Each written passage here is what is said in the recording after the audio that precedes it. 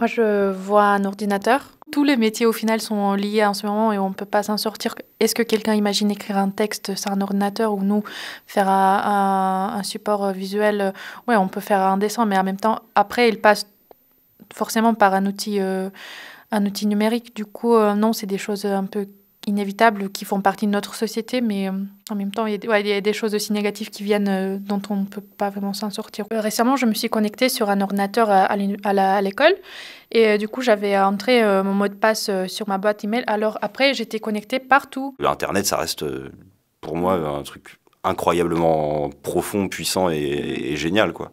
Mais après, effectivement, avec tous les problèmes que ça peut poser actuellement. Il n'y a pas longtemps, on a découvert des failles dans les processeurs Intel, par exemple, et donc il y avait une possibilité d'aller chercher beaucoup de données très facilement dans tous les ordinateurs du monde, quasiment dans tout le parc informatique du monde. Personnellement, je retire quasiment que des trucs positifs de mes séjours sur Internet. Ok, il y a des trucs un petit peu relous, comme quand t'as tapé billet d'avion pas cher et qu'après on te propose des tas de trucs que t'as pas envie de voir, mais bon, avec un petit bloqueur de pub. Enfin, pour moi, c'est pas grand-chose et effectivement, ça me fait pas trop peur, en fait. Et derrière cet ordinateur, on voit qu'il y a des choses qui se passent. Il y a effectivement donc, derrière l'ordinateur tous ces cartons qui sont en train de fouiller. On voit aussi un coffre-fort qui est ouvert avec de l'argent, des cartes et des documents qui ont l'air importants. Et on voit des petits personnages habillés en noir comme des voleurs.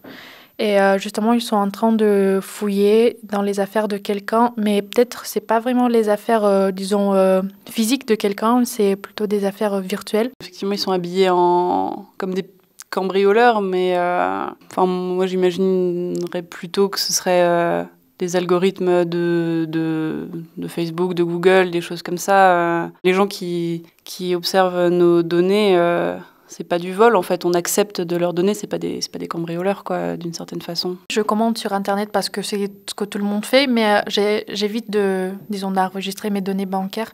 Mais ça, j'ai l'impression que ça me donne aucune garantie que mes données ne sont pas sauvegardées quelque part. Il y a toujours un risque quand on se met à faire des actions comme ça vis-à-vis des comptes en banque ou des achats sur Internet.